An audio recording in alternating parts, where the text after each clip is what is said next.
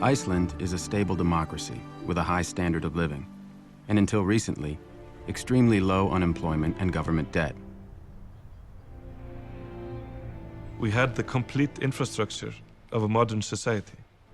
Clean energy, food production, fisheries, with a quota system to manage them. Good health care, good education, clean air, not much crime. It's a good place for families to live. We had almost end of history status. But in 2000, Iceland's government began a broad policy of deregulation that would have disastrous consequences. First for the environment, and then for the economy. They started by allowing multinational corporations like Alcoa to build giant aluminum smelting plants and exploit Iceland's natural geothermal and hydroelectric energy sources. Many of the most beautiful areas in the highlands with the most spectacular colors are geothermal. So nothing comes without consequence.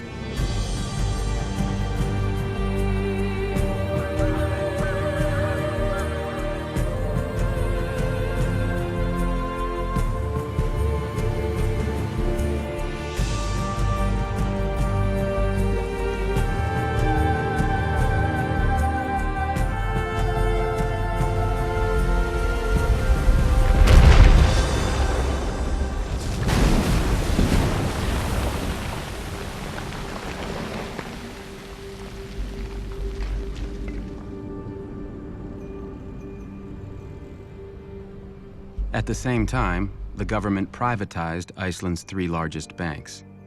The result was one of the purest experiments in financial deregulation ever conducted.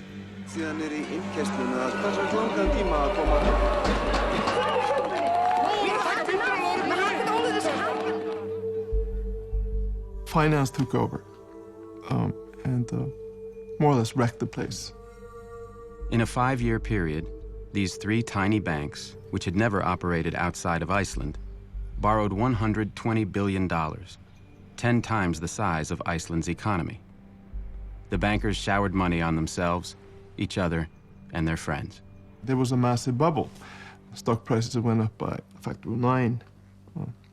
House prices more than doubled. Iceland's bubble gave rise to people like Jan Asgeir Jóhannesson. He borrowed billions from the banks to buy up high-end retail businesses in London. He also bought a pinstriped private jet, a $40 million yacht, and a Manhattan penthouse. Newspapers always had the headline, "This millionaire bought this company," in the UK or in Finland or in France or wherever. Instead of saying, "This millionaire took a $1 billion loan to buy this company and he took it from your local bank." The banks set up money market funds, and the banks advised deposit holders to withdraw money and put them in the money market funds.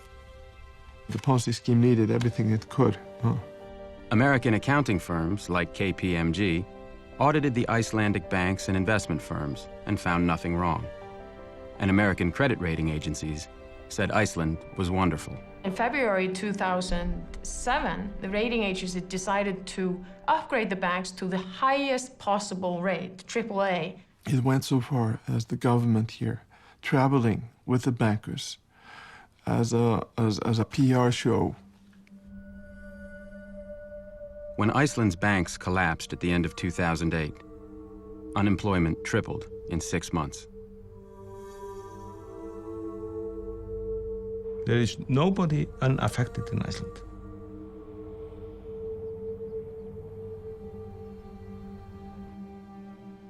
So a lot of people here lost their savings. Yes, that's the case. The government regulators who should have been protecting the citizens of Iceland had done nothing. You have 2 lawyers from the regulator going down to a bank to talk about some issue. When they approached the bank, they would see 19 SUVs outside outside the bank. Right? So you enter the bank and you have the 19 lawyers sitting in front of you, right? Very, very well prepared, ready to kill any argument you make. And then if you do really well, they'll offer you a job, right? 1/3 of Iceland's financial regulators went to work for the banks.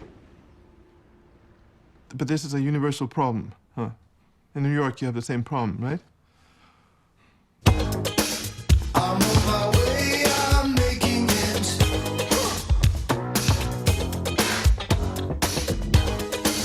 I've got to make it show, yeah.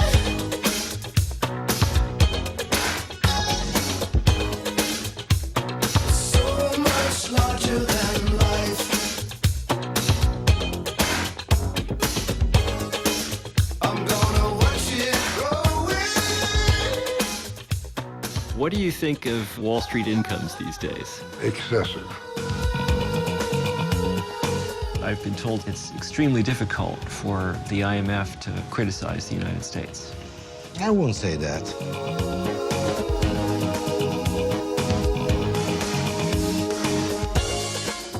We deeply regret our breaches of US law. Is a small town. They're amazed at how much cocaine these Wall Streeters can use and get up and go to work the next day. I didn't know what credit default swaps are. I'm a little bit old-fashioned. I've been stretching my mouth to let those things. Has Larry Summers ever expressed remorse? I don't hear confessions. I've had enough. I'm getting out to the city, the big city. I'll be a big noise with all the big boys almost. The government's just writing checks. That's Plan A, that's Plan B, and that's Plan C. Would you support legal controls on executive pay? I would not. I'm on my way, I'm making Are you comfortable with the level of compensation in the financial services industry? If they've earned it, then yes, I am. Do you think they've earned it? I think they've earned it. show, yeah. And so you've helped these people blow the world up. Oh, you could say that. So much larger than life. I'm gonna watch it grow. They were having massive private gains at public loss.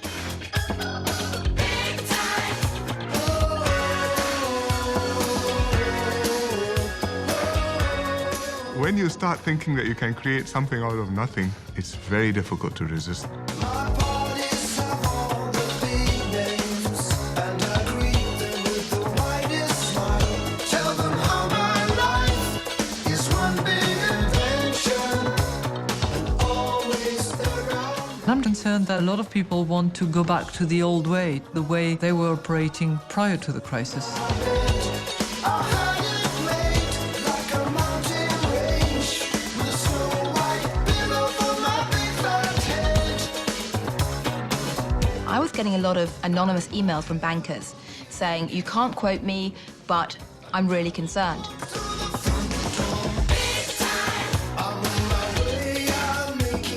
Why do you think there isn't a more systematic investigation being undertaken? Because then you'll find the culprits. Do you think that Columbia Business School has any significant conflict of interest problem? Don't see that we do.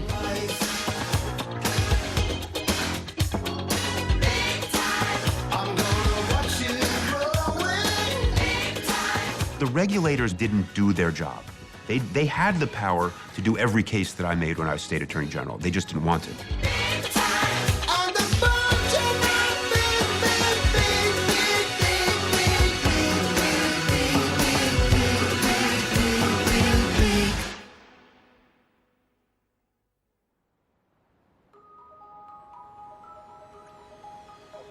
Lehman Brothers, one of the most venerable and biggest investment banks, was forced to declare itself bankrupt. Another, Merrill Lynch, was forced to sell itself. Today, crisis talks are underway. World financial markets are way down today following dramatic developments. 目前雷曼兄弟已经进入了破产清算程序，著名的会计事务所普华。Crise, panique.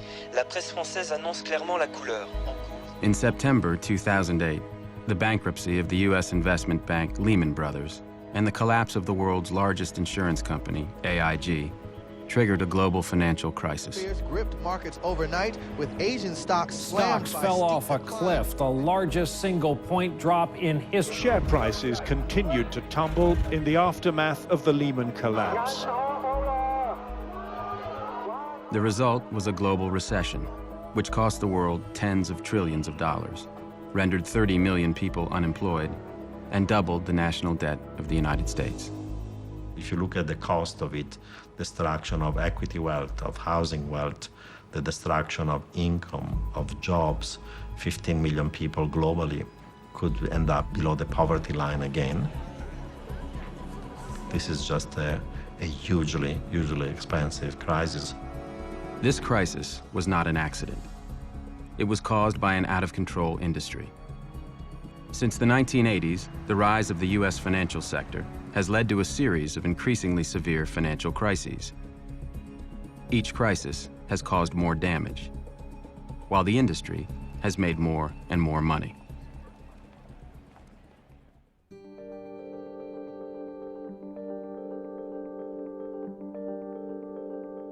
After the Great Depression, the United States had 40 years of economic growth without a single financial crisis. The financial industry was tightly regulated. Most regular banks were local businesses, and they were prohibited from speculating with depositors' savings. Investment banks, which handled stock and bond trading, were small private partnerships. In the traditional investment banking partnership model, the partners put the money up. And obviously, the partners watched that money very carefully. They wanted to live well, but they didn't want to bet the ranch on anything. Paul Volcker served in the Treasury Department and was chairman of the Federal Reserve from 1979 to 1987. Before going into government, he was a financial economist at Chase Manhattan Bank. When I left Chase to go in the Treasury in 1969, I think my income was in the neighborhood of $45,000 a year. $45,000 a year. Morgan Stanley in 1972 had approximately 110 total personnel, one office, and capital of $12 million. Now, Morgan Stanley has 50,000 workers and has capital of several billion and has offices all over the world. In the 1980s, the financial industry exploded. The investment banks went public, giving them huge amounts of stockholder money. People on Wall Street started getting rich. I had a friend who was a bond trader at Merrill Lynch in the 1970s. He had a job as a train conductor at night because he had 3 kids and couldn't support them on what a bond trader made. By 1986, he was making millions of dollars and thought it was because he was smart. The highest order of business before the nation is to restore our economic prosperity. In 1981, President Ronald Reagan chose as Treasury Secretary the CEO of the investment bank Merrill Lynch, Donald Regan. Wall Street and the president do see eye to eye. I've talked to many leaders of Wall Street. They all say we're behind the president 100%. The Reagan administration, supported by economists and financial lobbyists, started a 30-year period of financial deregulation. In 1982, the Reagan administration deregulated savings and loan companies, allowing them to make risky investments with their depositors' money. By the end of the decade, hundreds of savings and loan companies had failed. This crisis cost taxpayers $124 billion and cost many people their life savings. It may be the biggest bank heist in our history. Thousands of savings and loan executives went to jail for looting their companies. One of the most extreme cases was Charles Keating. Mr. Keating, you got a word? In 1985, when federal regulators began investigating him, Keating hired an economist named Alan Greenspan. In this letter to regulators, Greenspan praised Keating's sound business plans and expertise and said he saw no risk in allowing Keating to invest his customers' money. Keating reportedly paid Greenspan $40,000. Charles Keating went to prison shortly afterwards. As for Alan Greenspan, President Reagan appointed him chairman of America's central bank, the Federal Reserve. Greenspan was reappointed by Presidents Clinton and George W. Bush.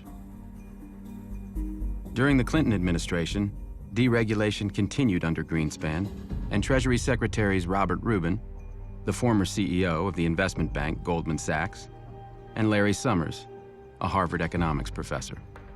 The financial sector, Wall Street, being powerful, having lobbies, having lots of money, step by step captured the political system, both on the Democratic and the Republican side. By the late 1990s, the financial sector had consolidated into a few gigantic firms, each of them so large that their failure could threaten the whole system. And the Clinton administration helped them grow even larger. In 1998, Citicorp and Travelers merged to form Citigroup, the largest financial services company in the world. The merger violated the Glass-Steagall Act, a law passed after the Great Depression, which prevented banks with consumer deposits from engaging in risky investment banking activities. It was illegal to acquire Travelers. Greenspan said nothing. The Federal Reserve gave them an exemption for a year, and then they got the law passed. In 1999, at the urging of Summers and Rubin, Congress passed the Graham-Leach-Bliley Act, known to some as the Citigroup Relief Act.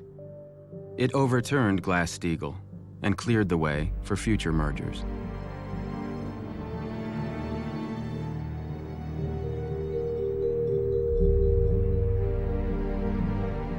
Why do you have big banks? Well, because banks like monopoly power, because banks like lobbying power, because banks know that when they're too big, they will be bailed. Markets are inherently unstable, or at least potentially unstable. And appropriate metaphor is the oil tankers. They're very big, and therefore you have to put in compartments to prevent the sloshing around of oil from capsizing the boat. The design of the boat has to take that into account.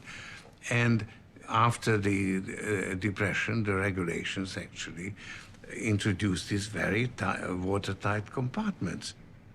And deregulation has led to the end of compartmentalization. The next crisis came at the end of the 90s.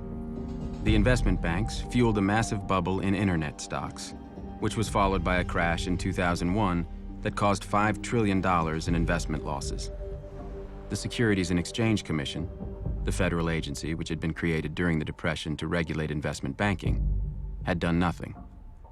In the absence of meaningful federal action, and there has been none, and given the clear failure of self-regulation, it has become necessary for others to step in and adopt the protections needed. Eliot Spitzer's investigation revealed that the investment banks had promoted internet companies they knew would fail. Stock analysts were being paid based on how much business they brought in, and what they said publicly was quite different from what they said privately. Infospace, given the highest possible rating, dismissed by an analyst as a piece of junk. Excite, also highly rated, called such a piece of crap. The defense that was proffered by many of the investment banks was not, you're wrong. It was, everybody's doing it and everybody knows it's going on, and therefore nobody should rely on these analysts anyway. In December 2002, 10 investment banks settled the case for a total of $1.4 billion and promised to change their ways. Scott Talbot is the chief lobbyist for the Financial Services Roundtable, one of the most powerful groups in Washington, which represents nearly all of the world's largest financial companies. Are you comfortable with the fact that several of your member companies have engaged in large-scale criminal activity? You'll have to be specific. Okay. First of all, criminal activity shouldn't be accepted, period.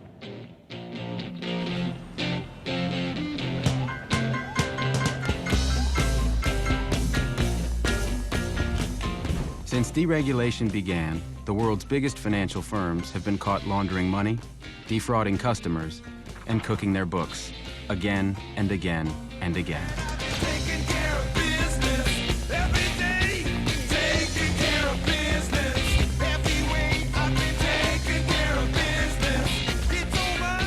Credit Suisse helped funnel money for Iran's nuclear program and for the Aerospace Industries Organization of Iran, which builds ballistic missiles. Any information that would identify it as Iranian would be removed The bank was fined $536 million. Citibank helped funnel $100 million of drug money out of Mexico. Did you comment that she should, quote, lose any documents connected with the account? I said that in a kidding manner. It was at the early stages of this. I did not mean it seriously.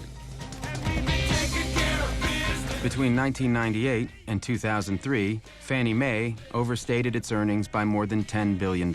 These accounting standards are highly complex and require determinations over which experts often disagree. CEO Franklin Raines, who used to be President Clinton's budget director, received over $52 million in bonuses. When UBS was caught helping wealthy Americans evade taxes, they refused to cooperate with the U.S. government. Would you be willing to supply the names? If there's a treaty framework... No treaty framework. You've agreed you participated in a fraud.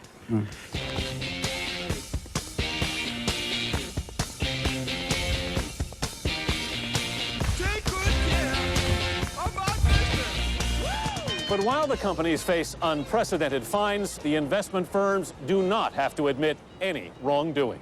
When you're this large and you're dealing with this many products and this many customers, mistakes happen. The financial services industry seems to have a level of criminality that is, somewhat distinctive. When was the last time that Cisco or Intel or Google or Apple or IBM, I totally agree with you about high-tech versus financial services, but high-tech... So how come? High-tech is a fundamentally creative business where the value generation and the income derives from actually creating something new and different. Beginning in the 1990s, deregulation and advances in technology led to an explosion of complex financial products called derivatives. Economists and bankers claimed they made markets safer, but instead, they made them unstable. Since the end of the Cold War, a lot of former physicists, mathematicians decided to apply their skills not on Cold War technology, but on financial markets. And together with investment bankers and hedge funds. Creating different weapons. Absolutely. As Warren Buffett said, weapons of mass destruction. Regulators, politicians, and business people did not take seriously the threat of financial innovation on the stability of the financial system. Using derivatives, bankers could gamble on virtually anything. They could bet on the rise or fall of oil prices, the bankruptcy of a company, even the weather. By the late 1990s, derivatives were a $50 trillion unregulated market. In 1998, someone tried to regulate them. Brooksley Born graduated first in her class at Stanford Law School and was the first woman to edit a major law review. After running the derivatives practice at Arnold & Porter, Born was appointed by President Clinton to chair the Commodity Futures Trading Commission, which oversaw the derivatives market. Brooksley Born asked me if I would come work with her. We decided that this was a serious, potentially destabilizing market. In May of 1998, the CFTC issued a proposal to regulate derivatives. Clinton's Treasury Department had an immediate response. I happened to go into Brooksley's office, and she was just putting down the receiver on her telephone, and the blood had drained from her face. And she looked at me and said, "That was Larry Summers. He had 13 bankers in his office." He conveyed it in a very bullying fashion, sort of directing her to stop. The banks were now heavily reliant for earnings on these types of activities. And that led to a titanic battle to prevent this set of instruments from being regulated. Shortly after the phone call from Summers, Greenspan, Rubin, and SEC Chairman Arthur Levitt issued a joint statement condemning Born and recommending legislation to keep derivatives unregulated. Regulation of derivatives transactions that are privately negotiated by professionals is unnecessary. She was overruled, unfortunately, first by the Clinton administration and then by the Congress. In 2000, Senator Phil Gramm took a major role in getting a bill passed that pretty much exempted derivatives from regulation. They are unifying markets, they're reducing regulatory burden. I believe that we need to do it.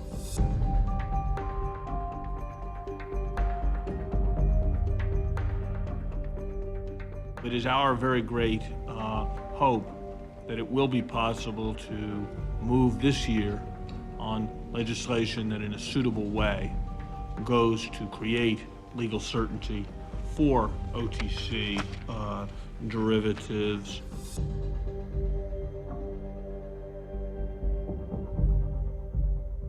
I wish to associate myself with all of the remarks of Secretary Summers. In December of 2000, Congress passed the Commodity Futures Modernization Act.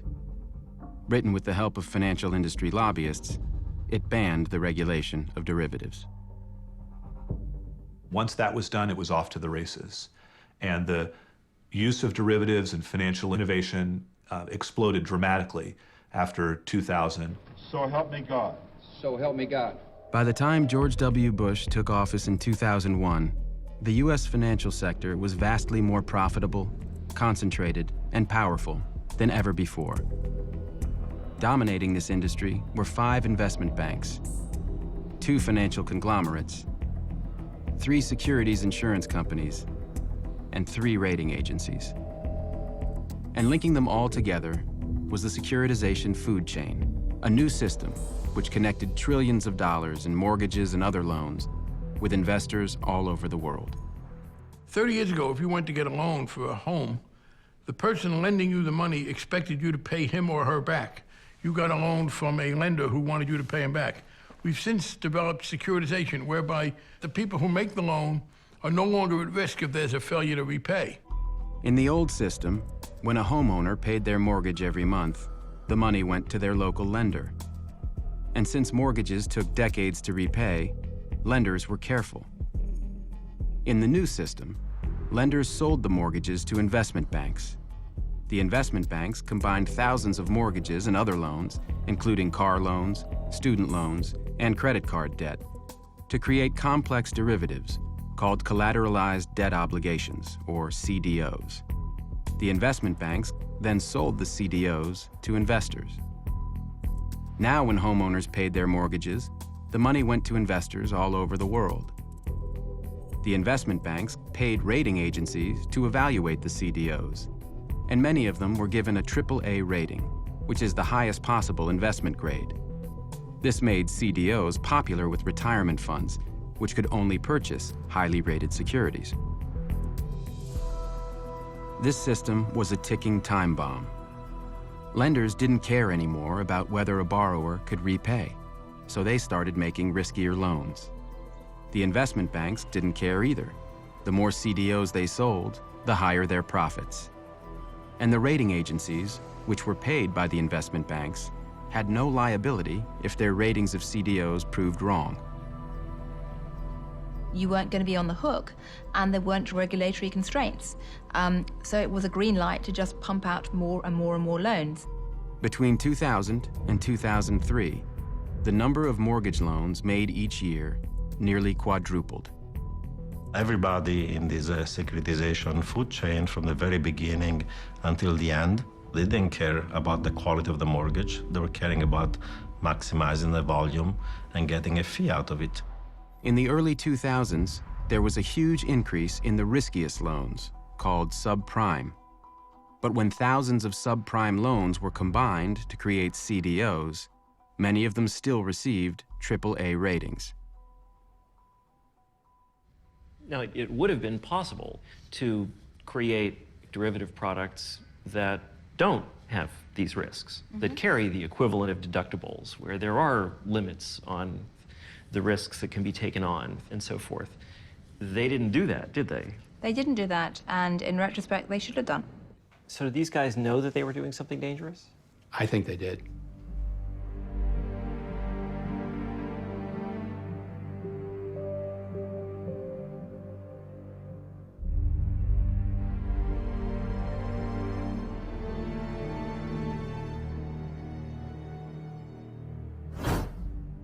All the incentives that the financial institutions offered to their mortgage brokers were based on selling the most profitable products, which were predatory loans. If the banker makes more money if they put you in a subprime loan, that's where they're gonna put you.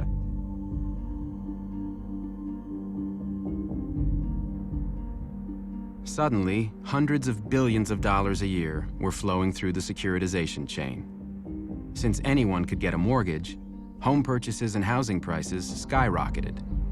The result was the biggest financial bubble in history. Real estate is real. They can see their asset. They can live in their asset. They can rent out their asset. You had a huge boom in housing that made no sense at all. The financing appetites of the financial sector drove what everybody else did. Last time we had a housing bubble was in the late 80s. In that case, the increase in home prices had been relatively minor. That housing bubble led to a relatively severe recession. From 1996 until 2006, real home prices effectively doubled.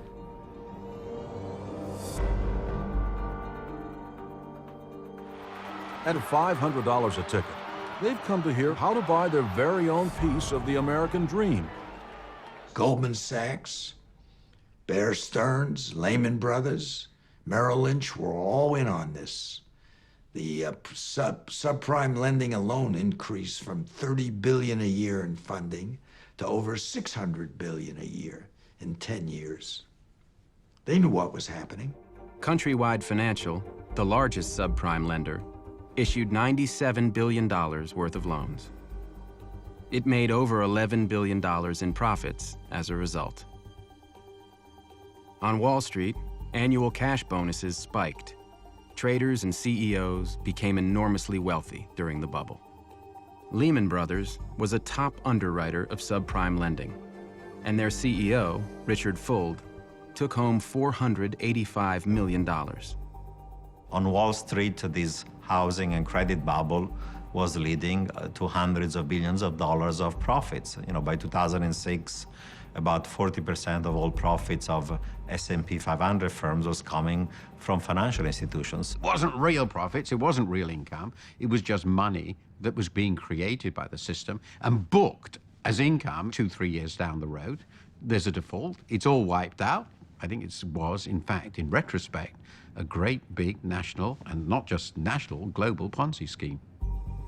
Through the Home Ownership and Equity Protection Act, the Federal Reserve Board had broad authority to regulate the mortgage industry, but Fed Chairman Alan Greenspan refused to use it. Alan Greenspan said, no, that's regulation. Ideologically, I don't believe in it. For 20 years, Robert Gnizda was the head of Greenlining, a powerful consumer advocacy group. He met with Greenspan on a regular basis.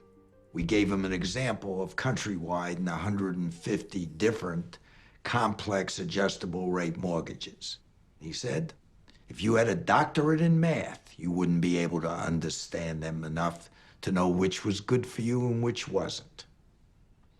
So we thought he was going to take action. But as the conversation continued, it was clear he was stuck with his ideology. We met again with Greenspan in 2005. Often we met with him twice a year, and never less than once a year. And he wouldn't change his mind.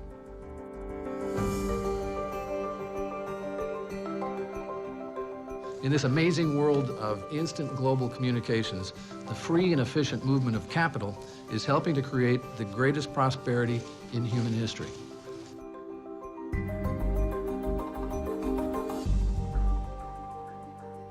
$146 people were cut from the enforcement division of the SEC. Is that what you also testified to?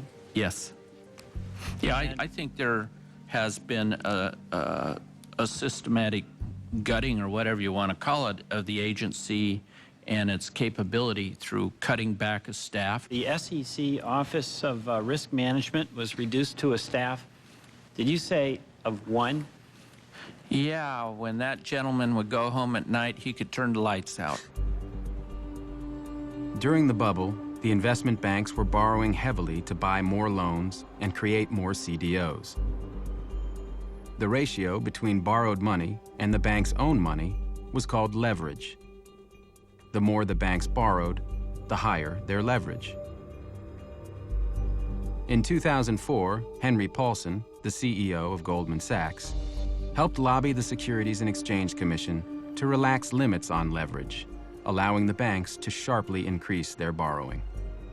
The SEC somehow decided to let investment banks gamble a lot more. That was nuts. I don't know why they did that, but they did that.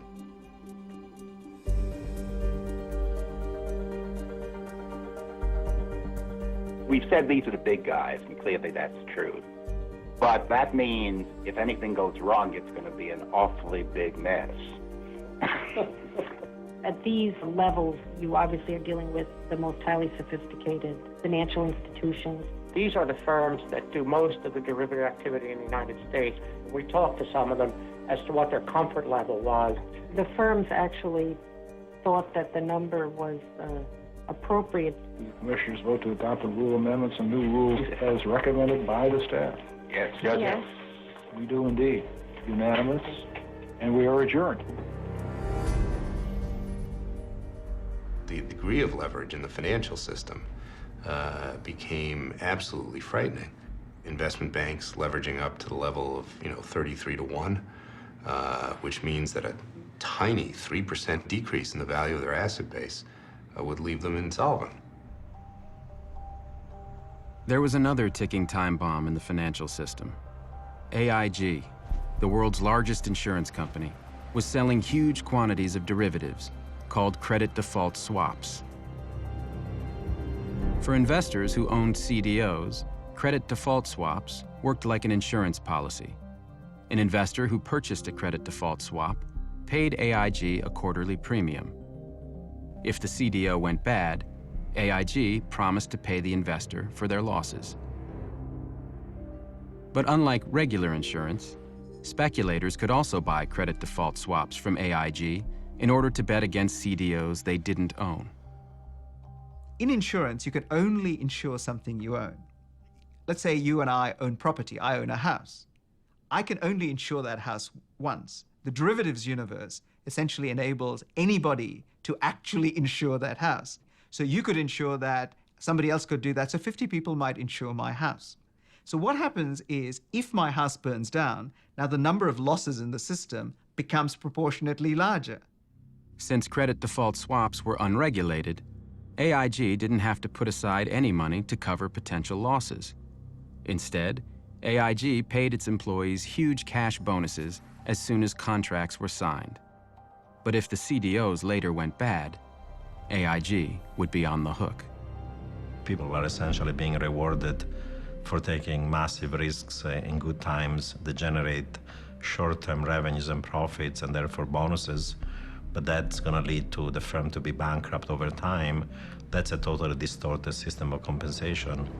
AIG's financial products division in London issued $500 billion worth of credit default swaps during the bubble, many of them for CDOs backed by subprime mortgages.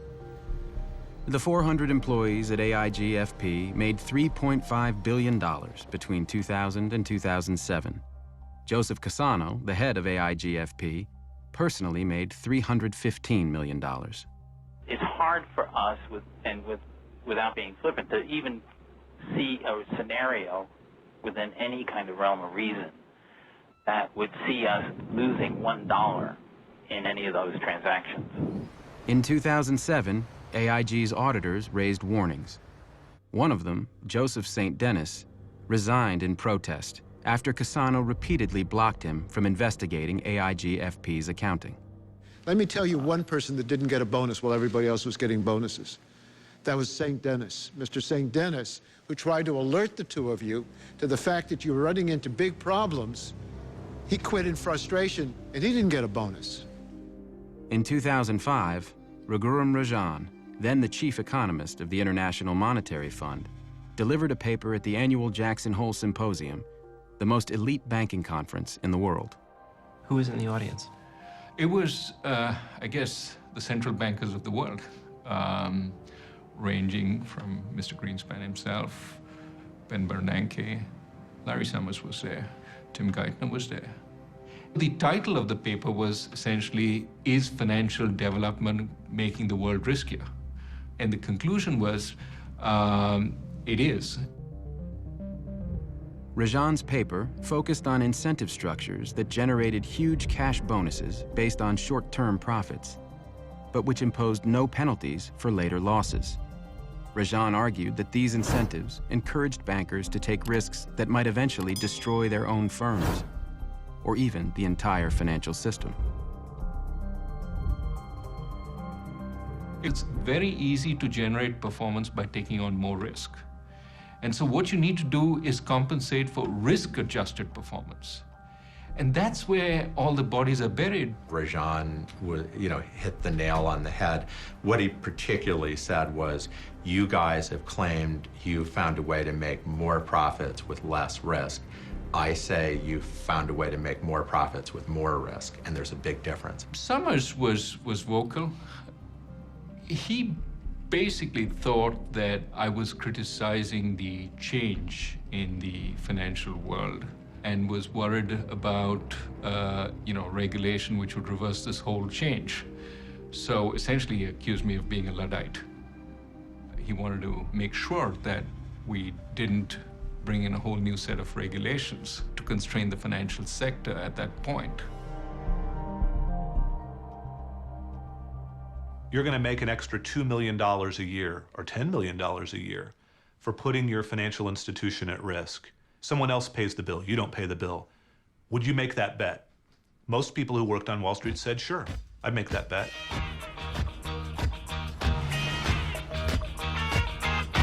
Many years since I was here on the street, I was passing my time away. To the left and to the right, buildings towering to the sky. It's out of sight in the dead of night. Here I am, in the city, with a fistful of dollars. And baby, you better believe I'm back in the New York groove. I'm back in the New York groove. It never was enough. They don't want to own one home. They want to own 5 homes. And they want to have an expensive penthouse on Park Avenue. And they want to have their own private jet. You think this is an industry where very high compensation levels are justified? Well, I think I would take caution or take heed or take exception to the word very high. I mean, it's all relative. You have a $14 million oceanfront home in Florida. You have a summer vacation home in Sun Valley, Idaho. You and your wife have an art collection filled with $1 million paintings. Richard Fuld never appeared on the trading floor. There were art advisors up there all the time. You know, he had his own private elevator. He went out of his way to be disconnected. I mean, his elevator, they hired technicians to program it, so that his driver would call in the morning and a security guard would hold it.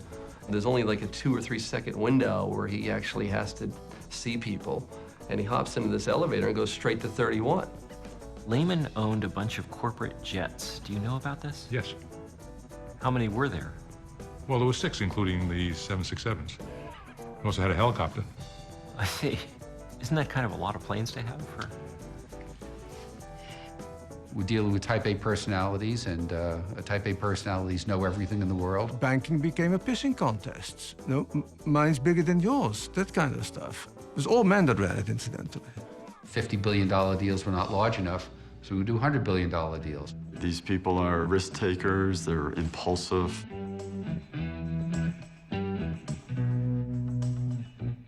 It's part of their behavior, it's part of their personality, and that manifests outside of work as well. It's quite typical for the guys to go out, to go to strip bars, to use drugs. I see a lot of cocaine use, a lot of use of prostitution.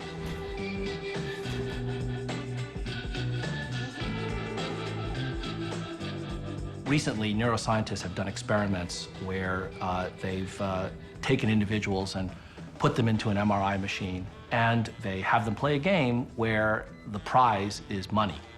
And they notice that when these subjects earn money, the part of the brain that gets stimulated is the same part that cocaine stimulates. A lot of people feel that they need to really participate in that behavior to make it, to get promoted, to get recognized. According to a Bloomberg article, business entertainment represents 5% of revenue for New York derivatives brokers and often includes strip clubs, prostitution, and drugs. A New York broker filed a lawsuit in 2007 against his firm, alleging he was required to retain prostitutes to entertain traders. There's just a blatant disregard for the impact that their actions might have on society, on family. They have no problem using a prostitute and going home to their wife.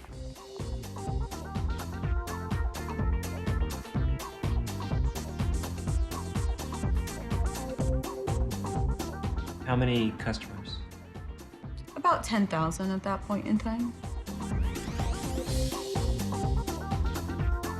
What fraction were from Wall Street? Of the higher end clients, probably 40 to 50%. And were all the major Wall Street firms represented? Goldman Sachs? Lehman Brothers, yeah, they're all in there.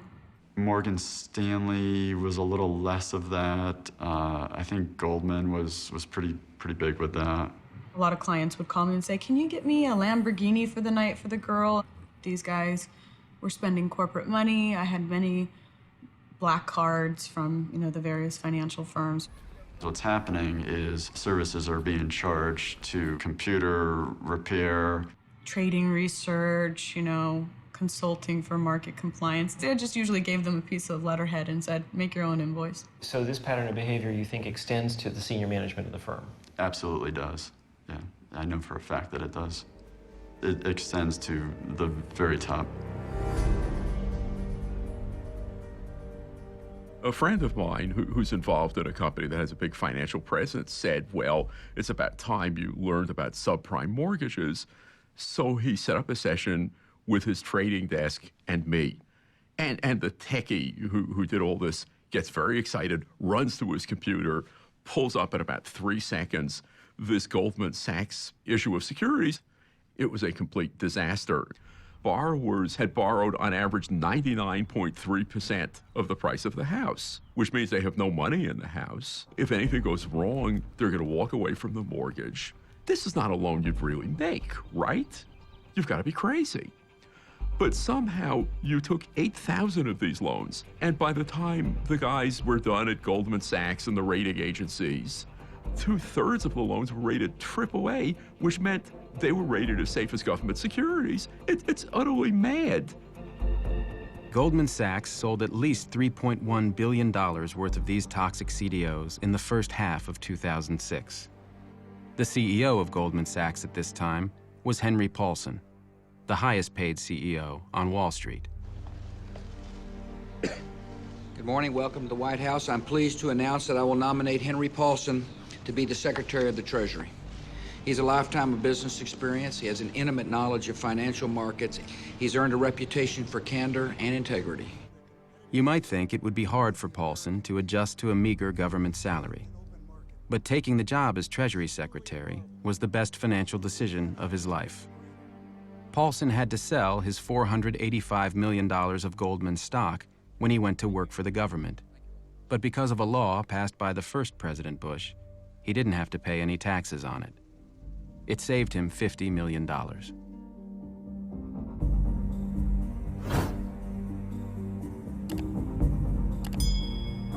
The article came out in October of 2007. Already 1/3 of the mortgages defaulted. Now, most of them are gone. One group that had purchased these now worthless securities was the Public Employees Retirement System of Mississippi, which provides monthly benefits to over 80,000 retirees. They lost millions of dollars and are now suing Goldman Sachs.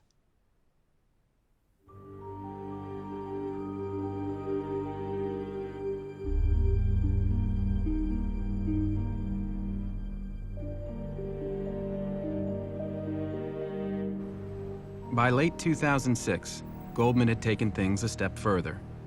It didn't just sell toxic CDOs. It started actively betting against them at the same time it was telling customers that they were high-quality investments. By purchasing credit default swaps from AIG, Goldman could bet against CDOs it didn't own and get paid when the CDOs failed. I asked if anybody called the customers and said, you know, we don't really like this kind of mortgage anymore, and we thought you ought to know. And, you know, they didn't really say anything, but, you know, you could just feel the laughter coming over the phone. Goldman Sachs bought at least $22 billion of credit default swaps from AIG. It was so much that Goldman realized that AIG itself might go bankrupt. So they spent $150 million insuring themselves against AIG's potential collapse. Then in 2007, Goldman went even further. They started selling CDOs specifically designed so that the more money their customers lost, the more money Goldman Sachs made.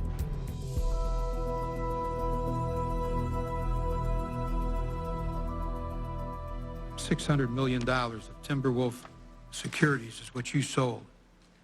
Before you sold them, this is what your sales team were telling to each other. Boy, that Timberwolf was one shitty deal. This was an email to me in late June. Right. And you after sold the Timberwolf. transaction. No, you sold Timberwolf after as well. We did trades after that. Yeah, okay. The next email, take a look, July 107, tells the sales force the top priority is Timberwolf. Your top priority to sell is that shitty deal. If you have an adverse interest to your client, you have the duty to disclose that to your client, to tell that client of your adverse interest. That's my question.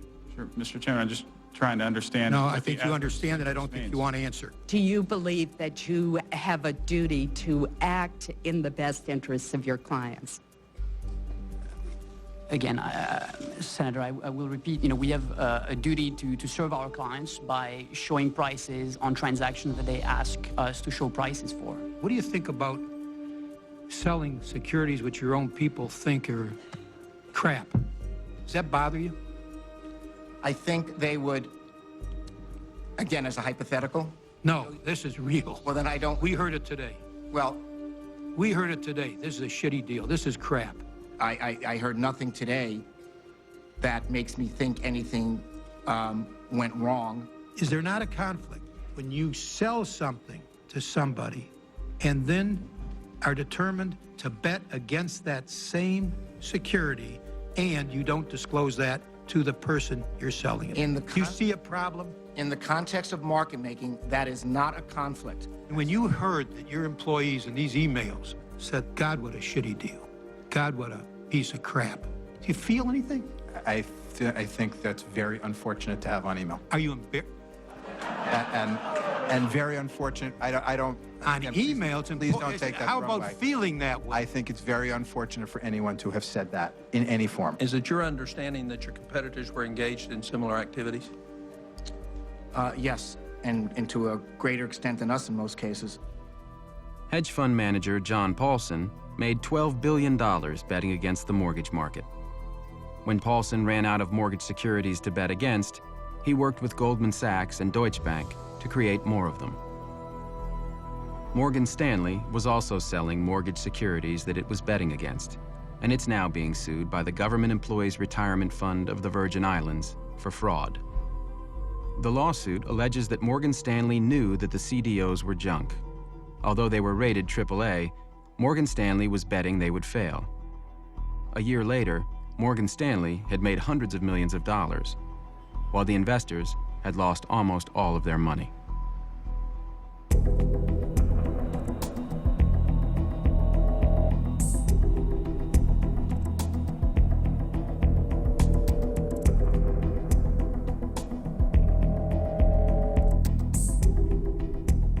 You would have thought that pension funds would have said, those are subprime. Why am I buying them?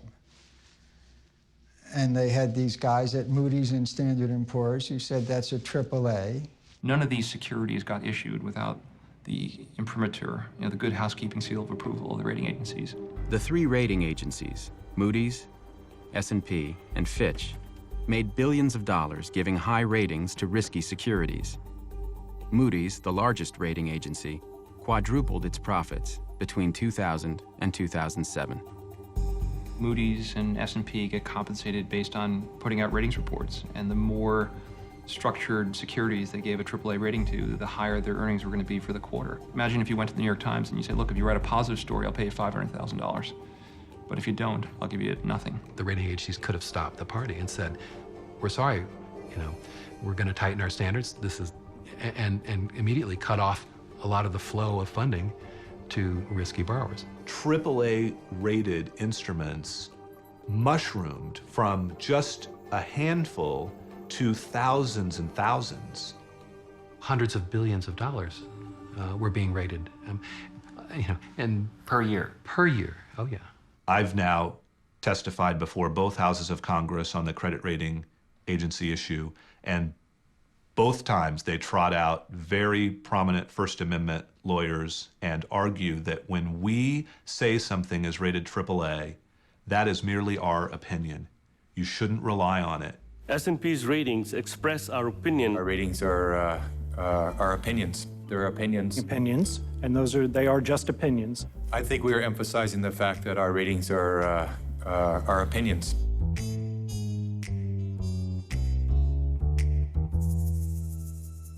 They do not speak to the market value of a security, the volatility of its price, or its suitability as an investment.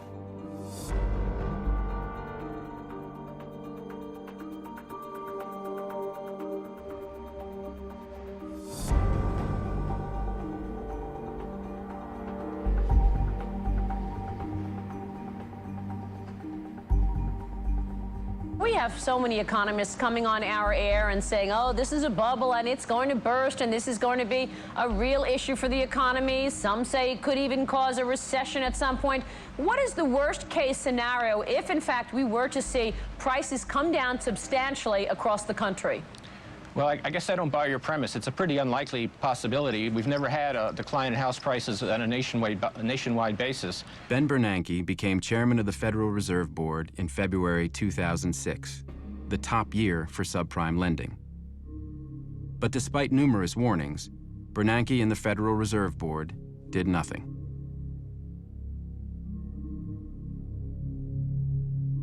Robert Gneizda met with Ben Bernanke and the Federal Reserve Board 3 times after Bernanke became chairman. Only at the last meeting did he suggest that there was a problem and that the government ought to look into it. When was that? What year? It's 2009, March 11th in D.C. This year? This year we met, yes. And so for the 2 previous years you met him, even in 2008? Yes. One of the 6 Federal Reserve Board governors serving under Bernanke was Frederick Mishkin, who was appointed by President Bush in 2006. Did you participate in these semi-annual meetings that Robert Gneizda and Greenlining had with the Federal Reserve Board? Yes, I did. I was actually on the committee that was involved with the Consumer and Community Affairs Committee. He warned in an extremely explicit manner about what was going on, and he came to the Federal Reserve Board with loan documentation of the kind of loans that were frequently being made, and he was listened to politely and nothing was done. Right. So I don't know the details in terms of in fact, I just don't, whatever information he provided, I'm not sure exactly. It's actually, to be honest with you, I can't remember this kind of discussion, but certainly there were issues that were coming up. But then the question is, how pervasive are they? Why didn't you try looking? I think that people did. We have people look. We had a whole group of people looking at this for whatever reason. You can't be serious. If you would have looked, you would have found things. You know, that's very, very easy to always say that you can always find it. As early as 2004, the FBI was already warning about an epidemic of mortgage fraud. They reported inflated appraisals, doctored loan documentation, and other fraudulent activity. In 2005, the IMF's chief economist, Raghuram Rajan, warned that dangerous incentives could lead to a crisis. Then came Nouriel Roubini's warnings in 2006, Alan Sloan's articles in Fortune magazine and the Washington Post in 2007, and repeated warnings from the IMF. I say that on behalf of the institution, the crisis which is in front of us is a huge crisis. Who did you talk to? Government, Treasury, Fed, everybody. In May of 2007, hedge fund manager Bill Ackman circulated a presentation called Who's Holding the Bag, which described how the bubble would unravel. And in early 2008, Charles Morris published his book about the impending crisis. You're just not sure, what do you do? And you might have some suspicions that underwriting standards are being weakened, but then the question is, should you do anything about it? By 2008, home foreclosures were skyrocketing, and the securitization food chain imploded.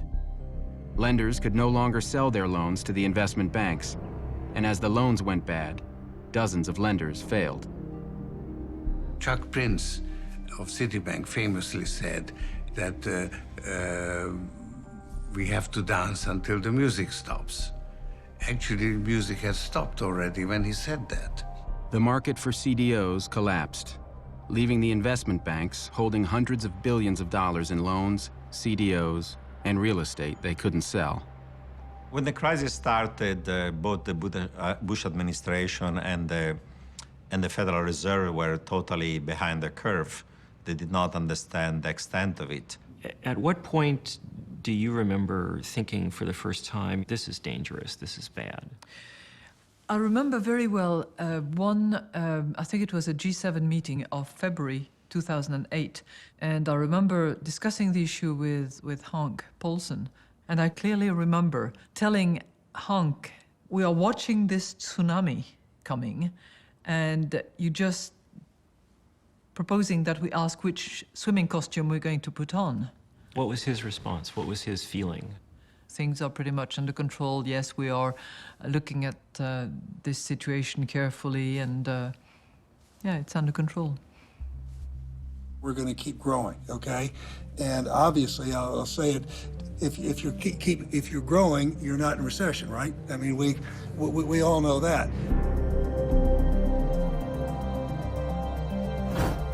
In a matter of days, one of the pillars of Wall Street... In March of 2008, the investment bank Bear Stearns ran out of cash and was acquired for $2 a share by JP Morgan Chase. The deal was backed by $30 billion in emergency guarantees from the Federal Reserve. That was the time when the administration could have come in and put in place, various kinds of measures that would have reduced system risk. The information I'm receiving from some entities is the end is not here, that there are other shoes to fall. I've seen those investment banks working with the Fed and the SEC strengthen their liquidity, strengthen their capital positions. I get reports all the time. Our regulators are very vigilant. On September 7th, 2008, Henry Paulson announced the federal takeover of Fannie Mae and Freddie Mac, two giant mortgage lenders on the brink of collapse. Nothing about our actions today in any way reflects a changed view of the housing correction or the strength of other U.S. financial institutions. 2 days later, Lehman Brothers announced record losses of $3.2 billion, and its stock collapsed. The effects of Lehman and AIG in September still came as a surprise. I mean, this is even after July and Fannie and Freddie. So clearly there was stuff that as of September, major stuff that nobody knew about. I think that's fair. Bear Stearns was rated AAA like a month before it went bankrupt? More likely A2. A2? Yeah. Okay. A2 is still not bankrupt. No, it's a high investment grade, solid investment grade rating. Lehman Brothers, A2 within days of failing, AIG, AA within days of being bailed out. Fannie Mae and Freddie Mac were AAA when they were rescued. Citigroup, Merrill, all of them had investment grade ratings. How can that be? Well, that's a good question. That's a great question. At no point did the administration ever go to all the major institutions and say, this is serious, tell us what your positions are, no bullshit, where are you? Mm-hmm. Well, first, that's what the regulators, that's their job, right? Their job is to understand the exposure across these different institutions, and they have a very refined understanding that I think became more refined as the crisis proceeded. So forgive me, but that's clearly not true. I mean, What do you mean it's not true? In August of 2008, were you aware of the credit ratings held then by Lehman Brothers, Merrill Lynch, AIG, and did you think that they were accurate? Well, certainly by that time, it was always clear that earlier credit ratings weren't accurate because they had been downgraded substantially. No, they hadn't. There was still some downgrading in terms of the industry and concerns, and certainly the stock Not price. some. All those firms were rated at least A2 until a couple of days before they were rescued. Well, then, then the answer is I just don't know enough to really answer your question on this particular issue. Governor Fred Mishkin is resigning effective August 31. He says he plans to return to his teaching post at Columbia's Graduate School of Business.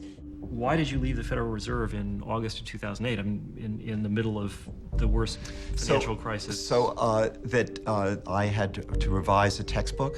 His departure leaves the Fed board with 3 of its 7 seats vacant, just when the economy needs it most. Well, I'm sure your textbook is important and widely read, but in August of 2008, some somewhat more important things were going on in the world, don't you think? By Friday, September 12th, Lehman Brothers had run out of cash, and the entire investment banking industry was sinking fast. The stability of the global financial system was in jeopardy.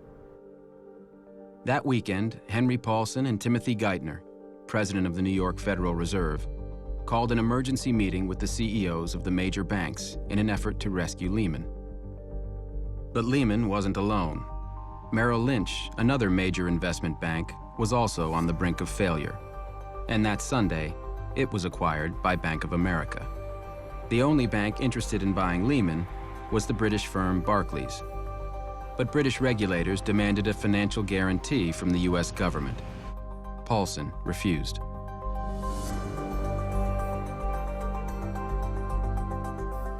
We all jumped into a yellow cab and went down to the Federal Reserve Bank.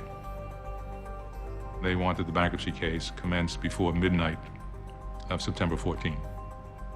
We kept pressing that this would be a terrible event. And at some point, I used the word Armageddon, and they fully considered the consequences of what they were proposing. The effect on the market would be extraordinary. You said this? Yes. They just said they had considered all of the comments that we had made, and they were still of the belief that in order to calm the markets and move forward, it was necessary for Lehman to go into bankruptcy. Calm the markets? Yes. When were you first told that Lehman, in fact, was going to go bankrupt? After the fact. After the fact? Wow, okay. And what was your reaction when you learned of it? Holy cow. Paulson and Bernanke had not consulted with other governments and didn't understand the consequences of foreign bankruptcy laws. Lehman Brothers London continued to empty their Under desks. British law, Lehman's London office had to be closed immediately. All transactions came to a halt, and there are thousands and thousands and thousands of transactions. The hedge funds who had had assets with Lehman in London discovered overnight, to their complete horror, that they couldn't get those assets back.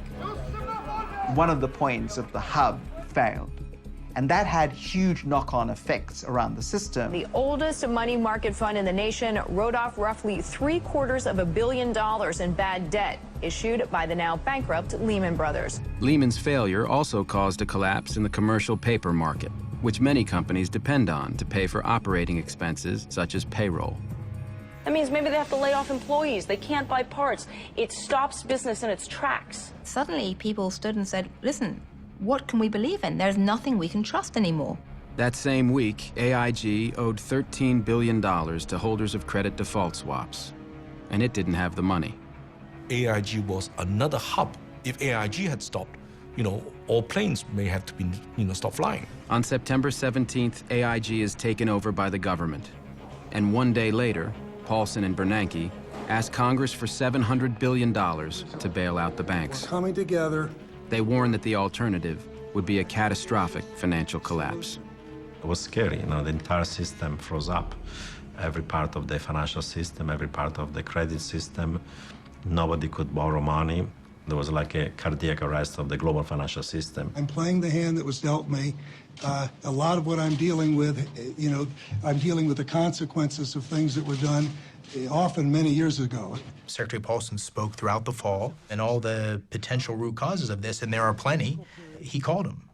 So I'm not sure. You're not being serious about that, are you? I am being serious. What would you have expected? What were you looking for that you didn't see? He was the senior advocate for prohibiting the regulation of credit default swaps and also lifting the leverage limits on the investment banks. So again, he mentioned those things? I never heard him mention those things. Could we turn this off for a second?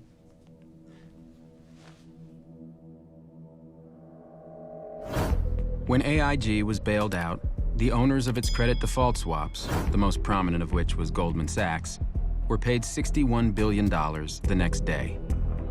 Paulson, Bernanke, and Tim Geithner forced AIG to pay 100 cents on the dollar rather than negotiate lower prices. Eventually, the AIG bailout cost taxpayers over $150 billion. $160 billion went through AIG, $14 billion went to Goldman Sachs.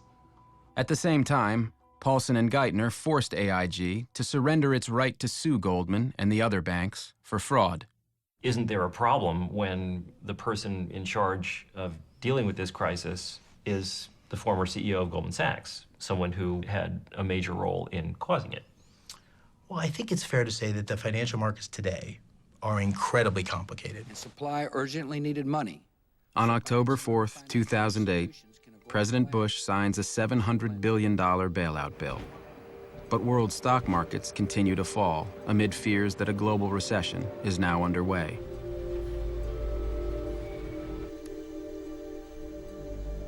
The bailout legislation does nothing to stem the tide of layoffs and foreclosures. Unemployment in the United States and Europe quickly rises to 10%. The recession accelerates and spreads globally. I began to get really scared because I hadn't foreseen the whole world going down at the same rate at the same time. By December of 2008, General Motors and Chrysler are facing bankruptcy. And as U.S. consumers cut back on spending, Chinese manufacturers see sales plummet. Over 10 million migrant workers in China lose their jobs. At the end of the day, the poorest, as always, pay the most.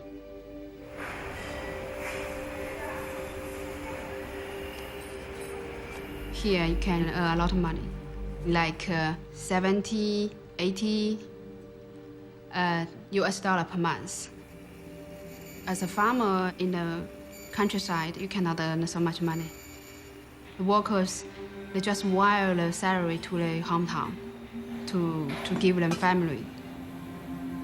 The crisis started in America. We all know it will be coming to China. Some factories try to cut off some workers. And some people get poor because they lose the job. The lives get harder.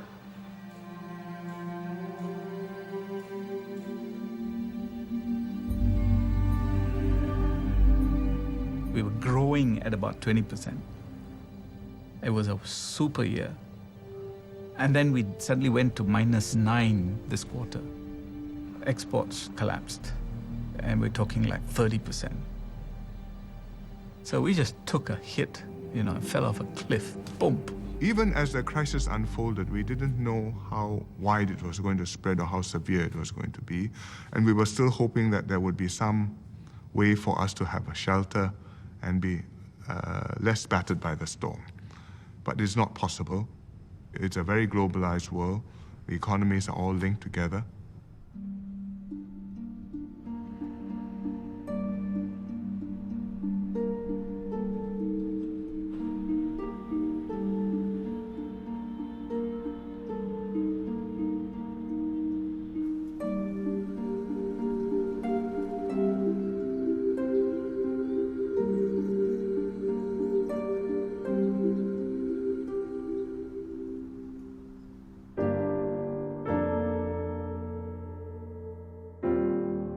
Every time a home goes into foreclosure, it affects everyone who lives around that house. Because when that property goes on the market, it's going to be sold at a lower price. Maybe before it goes on the market, it won't be well maintained. We estimate another 9 million homeowners will lose their homes.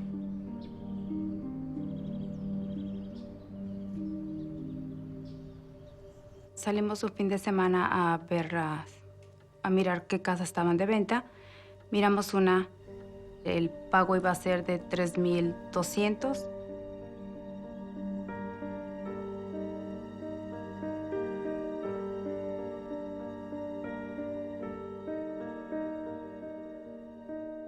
Muy bonita la casa, el pago bajo, todo era, sacamos la lotería, pero la realidad fue cuando llegó el primer pago.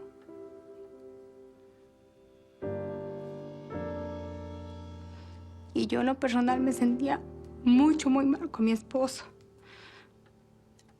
porque trabaja demasiado y tenemos 3 hijos.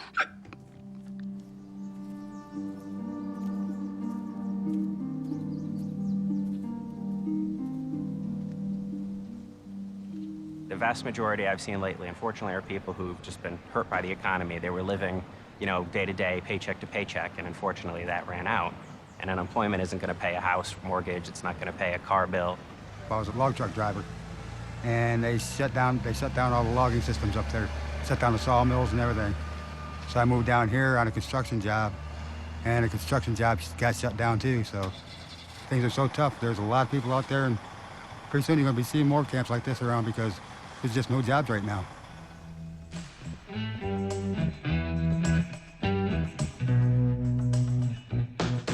When the company did well, we did well. When the company did not do well, sir, we did not do well. The men who destroyed their own companies and plunged the world into crisis walked away from the wreckage with their fortunes intact. The top 5 executives at Lehman Brothers made over $1 billion between 2000 and 2007. And when the firm went bankrupt, they got to keep all the money. The system worked. It doesn't make any sense for us to make a loan that's going to fail because we lose. They lose, the borrower loses, the community loses, and we lose. Countrywide CEO Angelo Mozillo made $470 million between 2003 and 2008. $140 million came from dumping his Countrywide stock in the 12 months before the company collapsed. Ultimately, I hold the board accountable when a business fails, because the board is responsible for hiring and firing the CEO and overseeing big strategic decisions. The problem with board composition in America is the way boards are elected. You know, the boards are pretty much, in many cases, picked by the CEO. The board of directors and the compensation committees are the 2 bodies best situated to determine the pay packages for executives. How do you think they've done over the past 10 years? Well, I think that if you look at those, I would give about a B. Because A B? A B, yes. Not an F? Not an F, not an F. Stan O'Neill, the CEO of Merrill Lynch, received $90 million in 2006 and 2007 alone. After driving his firm into the ground, Merrill Lynch's board of directors allowed him to resign, and he collected $161 million in severance. Instead of being fired, Stan O'Neill is allowed to resign and takes away $151 million. That's a decision that that board of directors made at that point. And what grade do you give that decision? That's a tougher one. I don't know if I would give that one a B as well. O'Neill's successor, John Thain, was paid $87 million in 2007. And in December of 2008, 2 months after Merrill was bailed out by U.S. taxpayers, Thain and Merrill's board handed out billions in bonuses. In March of 2008, AIG's Financial Products Division lost $11 billion. Instead of being fired, Joseph Cassano, the head of AIG FP, was kept on as a consultant for $1 million a month. And you want to make sure that the key players and the key employees within AIG FP, we retain that intellectual knowledge. I attended a very interesting dinner organized by Hank Paulson a little more than 1 year ago. With some officials and a couple of CEOs from the biggest banks in the US. And surprisingly enough, all these gentlemen were arguing we were too greedy. So we have part of responsibility, fine. And then they were turning to the Treasurer, to the Secretary of the Treasury, and say, you should regulate more because we're too greedy. We can't avoid it. The only way to avoid this is to have more regulation. I have spoken to many bankers about this question, including very senior ones. And this is the first time that I've ever heard anybody say that they actually wanted their compensation to be regulated in any because way. it was at the moment where they were afraid. And after, when solution to the crisis began to appear, then probably they changed their mind. In the U.S., the banks are now bigger, more powerful, and more concentrated than ever before. There are fewer competitors. A lot of smaller banks have been taken over by big ones. JP Morgan today is even bigger than it was before. JP Morgan took over first Bear Stearns and then WaMu. Bank of America took over Countrywide and Merrill Lynch. Wells Fargo took over Wachovia. After the crisis, the financial industry, including the Financial Services Roundtable, worked harder than ever to fight reform. The financial sector employs 3,000 lobbyists, more than 5 for each member of Congress. Do you think the financial services industry has excessive political influence in the United States? No. I think that every person in the country is represented here in Washington. And you think that all segments of American society have equal and fair access to the system? You can walk into any hearing room that you would like. Yes, I do. One can walk into any hearing room. One cannot necessarily write the kind of lobbying checks that your industry writes or engage in the level of political contributions that your industry engages in. Between 1998 and 2008, the financial industry spent over $5 billion on lobbying and campaign contributions. And since the crisis, they're spending even more money. The financial industry also exerts its influence in a more subtle way, one that most Americans don't know about. It has corrupted the study of economics itself. Deregulation had a tremendous financial and intellectual support because people argued it for their own benefit. The economics profession was the main source of that illusion. Since the 1980s, academic economists have been major advocates of deregulation and played powerful roles in shaping U.S. government policy. Very few of these economic experts warned about the crisis. And even after the crisis, many of them opposed reform. The guys who taught these things tended to get paid a lot of money being consultants. Business school professors don't live on a faculty salary. They do very, very well. Over the last decade, the financial services industry has made about $5 billion worth of political contributions in the United States. It's kind of a lot of money. That doesn't bother you? No. Martin Feldstein is a professor at Harvard and one of the world's most prominent economists. As President Reagan's chief economic advisor, he was a major architect of deregulation. And from 1988 until 2009, he was on the board of directors of both AIG and AIG Financial Products, which paid him millions of dollars. You have any regrets about having been on AIG's board? I have no comments. No, I have no regrets about being on AIG's board. None? That I can say, absolutely not. Absolutely not. Okay. You have any regrets about AIG's decisions? I cannot say anything more about AIG. I've taught at Northwestern and Chicago, Harvard, and Columbia. Glenn Hubbard is the dean of Columbia Business School and was the chairman of the Council of Economic Advisors under George W. Bush. Do you think the financial services industry has too much political power in the United States? I don't think so, no. You certainly wouldn't get that impression by the drubbing that they regularly get in Washington. Many prominent academics quietly make fortunes while helping the financial industry shape public debate and government policy. The Analysis Group, Charles River Associates, Compass Lexicon, and the Law and Economics Consulting Group manage a multi-billion-dollar industry that provides academic experts for hire. Two bankers who used these services were Ralph Ciaffi and Matthew Tannen. Bear Stearns hedge fund managers prosecuted for securities fraud. After hiring the analysis group, both were acquitted. Glenn Hubbard was paid $100,000 to testify in their defense. Do you think that the economics discipline has a conflict of interest problem? I'm not sure I know what you mean. Do you think that a significant fraction of the economics discipline, number of economists, have financial conflicts of interest that in some way might call into question or color? Oh, I see what you're saying. I doubt it. Most academic economists, aren't wealthy business people. Hubbard makes $250,000 a year as a board member of MetLife and was formerly on the board of Capmark, a major commercial mortgage lender during the bubble, which went bankrupt in 2009. He has also advised Nomura Securities, KKR Financial Corporation, and many other financial firms.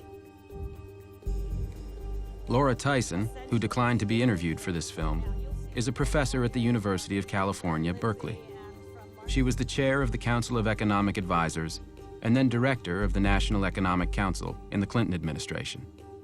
Shortly after leaving government, she joined the board of Morgan Stanley, which pays her $350,000 a year. Ruth Simmons, the president of Brown University, makes over $300,000 a year on the board of Goldman Sachs.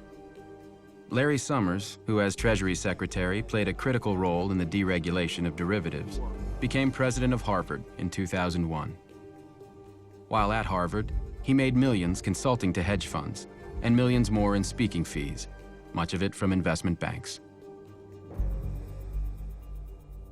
According to his federal disclosure report, Summers' net worth is between $16.5 million and $39.5 million.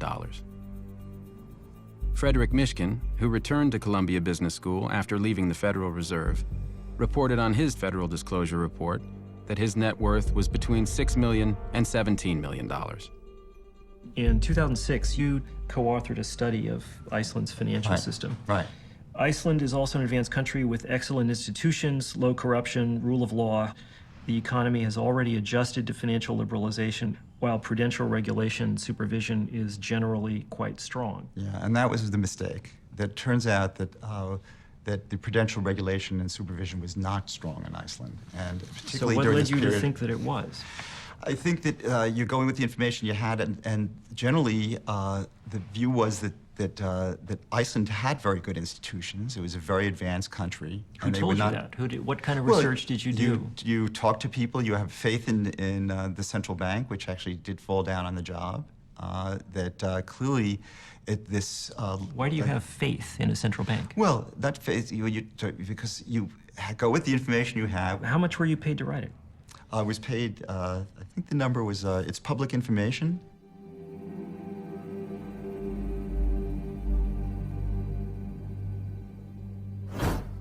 On your CV, the title of this report has been changed from Financial Stability in Iceland to Financial Instability in Iceland.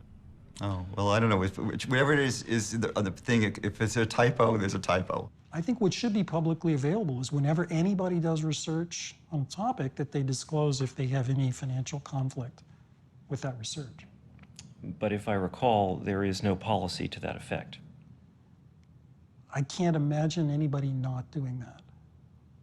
In terms of putting it in a paper, there would be significant professional sanction for failure to do that. I didn't see any place in the study where you indicated that you had been paid by the Icelandic Chamber of Commerce to produce it. No, I don't, Okay.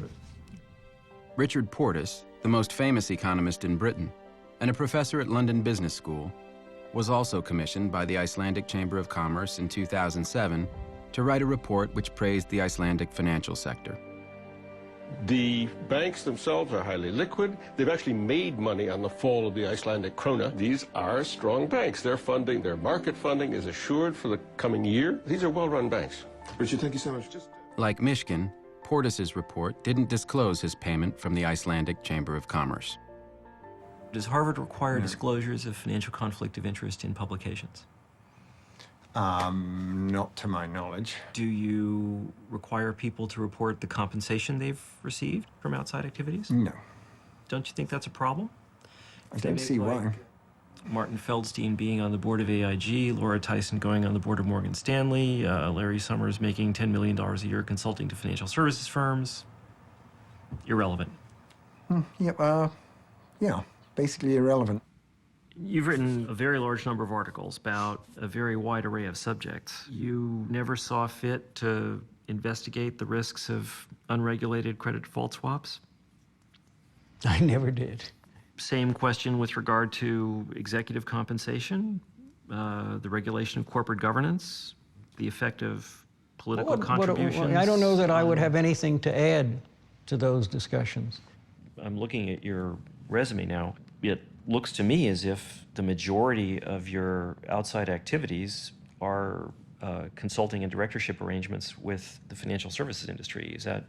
Would you not agree with that characterization? No, to my knowledge, I don't think my consulting clients are even on my CV, so no. Who are your consulting clients? I don't believe I have to discuss that with you. Okay. In fact, you have a few more minutes and the interview's over. Do you consult for any financial services firms? The answer is I do. But I do not want to go into details about that. Do they include other financial services firms? Possibly. You don't remember? This isn't a deposition, sir. I was polite enough to give you time. Foolishly, I now see, but you have 3 more minutes. Give it your best shot. In 2004, at the height of the bubble, Glenn Hubbard co-authored a widely read paper with William C. Dudley, the chief economist of Goldman Sachs. In the paper, Hubbard praised credit derivatives and the securitization chain, stating that they had improved allocation of capital and were enhancing financial stability. He cited reduced volatility in the economy and stated that recessions had become less frequent and milder. Credit derivatives were protecting banks against losses and helping to distribute risk. A medical researcher writes an article saying, to treat this disease, you should prescribe this drug. Turns out doctor makes 80% of personal income from manufacture of this drug. Does not bother you. I think it's certainly important to disclose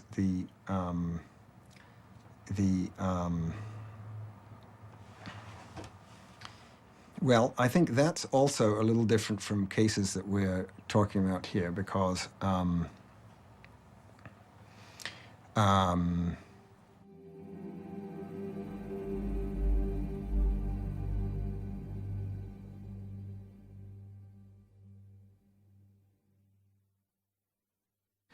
So, what do you think this says about the economics discipline?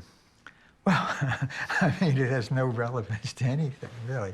And indeed, I think it's a part of the, it's an important part of the problem.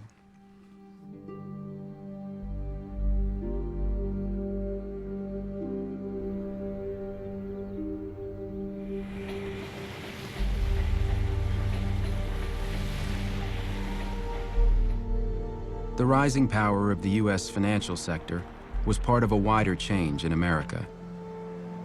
Since the 1980s, the United States has become a more unequal society, and its economic dominance has declined.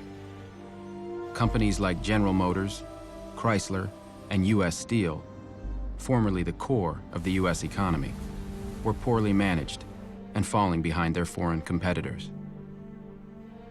And as countries like China opened their economies, American companies sent jobs overseas to save money.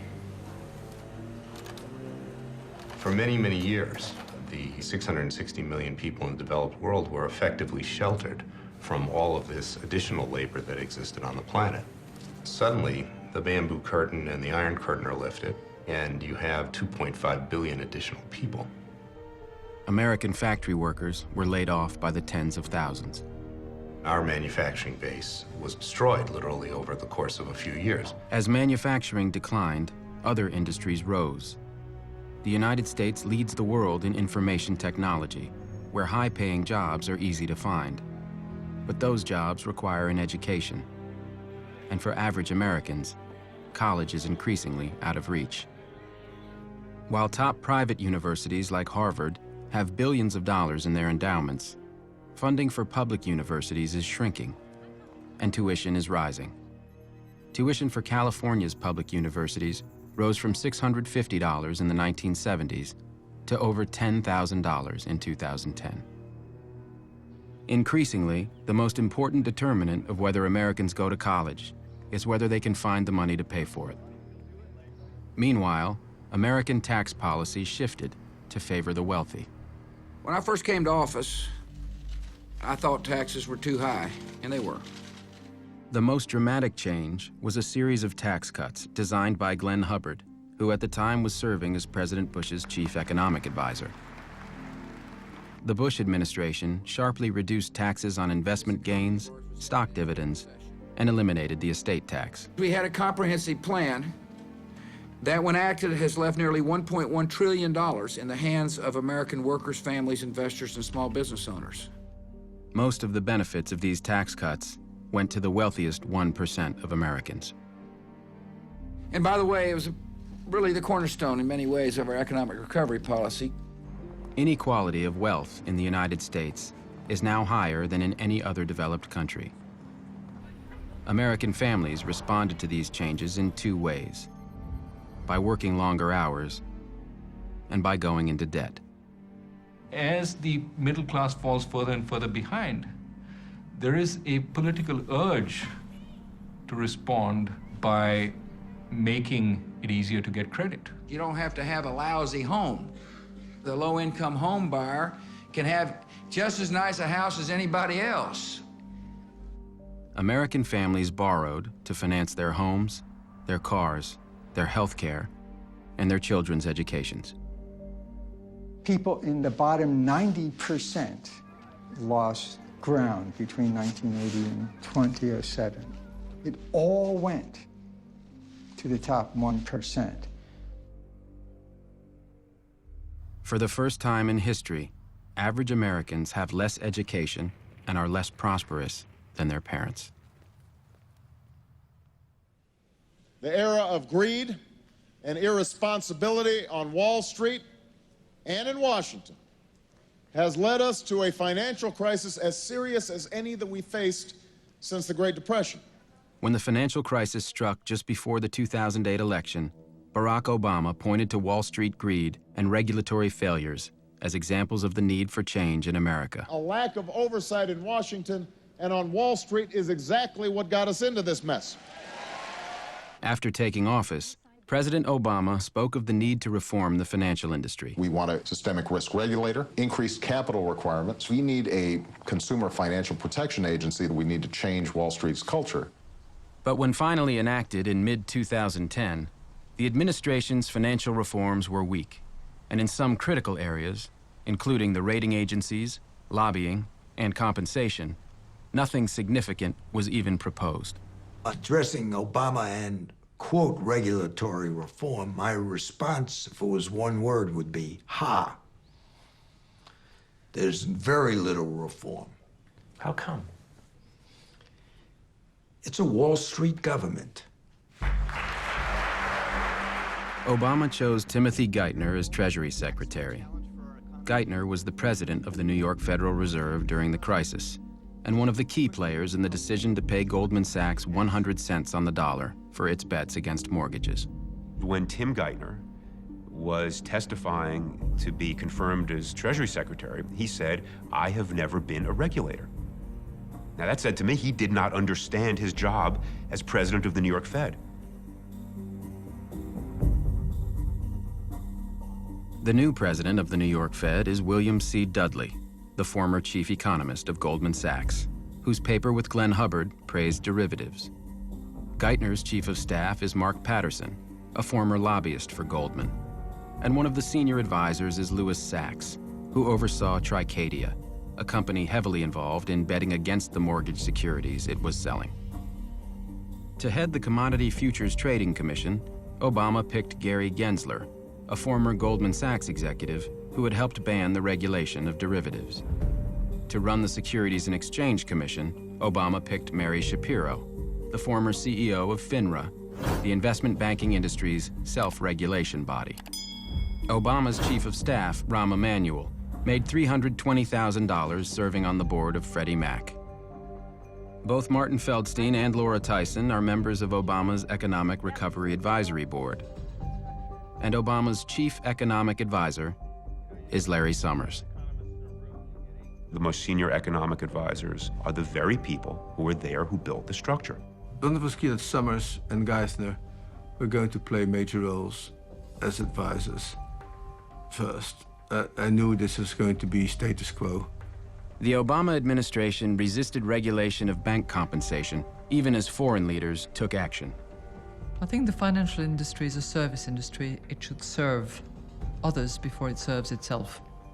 In September of 2009, Christine Lagarde and the finance ministers of Sweden, the Netherlands, Luxembourg, Italy, Spain, and Germany called for the G20 nations, including the United States, to impose strict regulations on bank compensation.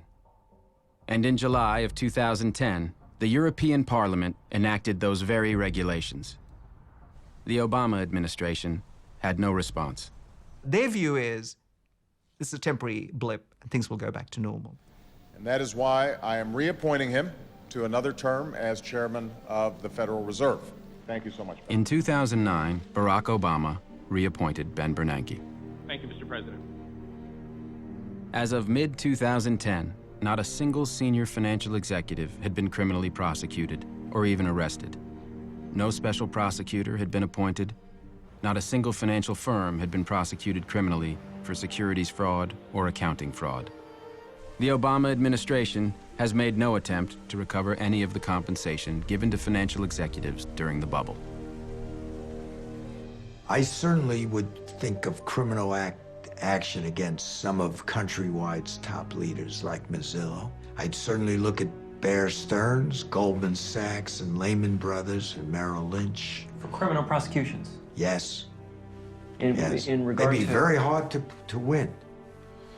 But I think they could do it if they got enough underlings to tell the truth. In an industry in which drug use, prostitution, and fraudulent billing of prostitutes as a business expense occur on an industrial scale, it wouldn't be hard to make people talk if you really wanted to. They gave me a plea bargain and I took it. They were not interested in any of my records. They weren't interested in anything. They were not interested in your records? That's correct. That's correct. There's a sensibility that you don't use people's personal vices in the context of Wall Street cases necessarily to get them to flip. I think maybe it's after the cataclysms that we've been through, maybe people will reevaluate that. I'm not the one to pass judgment on that right now.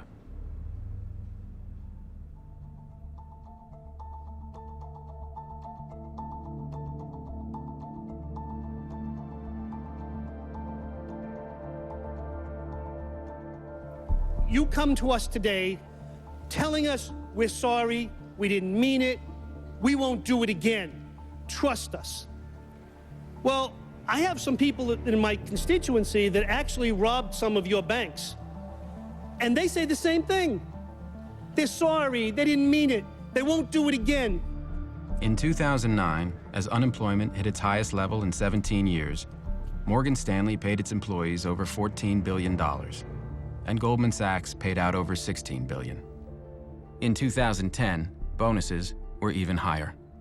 Why should a financial engineer be paid four times to 100 times more than a real engineer? A real engineer builds bridges. A financial engineer build dreams. And you know, when those dreams turn out to be nightmares, other people pay for it. For decades, the American financial system was stable and safe. But then something changed. The financial industry turned its back on society, corrupted our political system, and plunged the world economy into crisis. At enormous cost, we've avoided disaster and are recovering. But the men and institutions that caused the crisis are still in power, and that needs to change. They will tell us that we need them, and that what they do is too complicated for us to understand. They will tell us it won't happen again. They will spend billions fighting reform. It won't be easy. But some things are worth fighting for.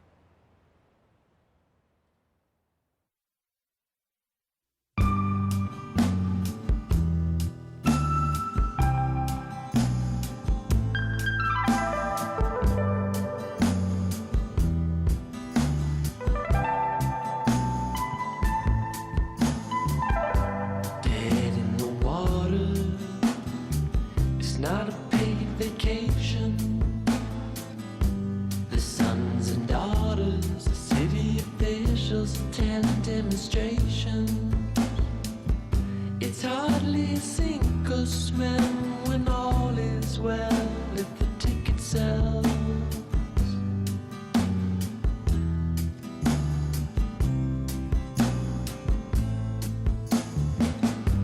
Out with a whimper, it's not a blaze of glory. You look down from the temple as people endeavor to make it a story and chisel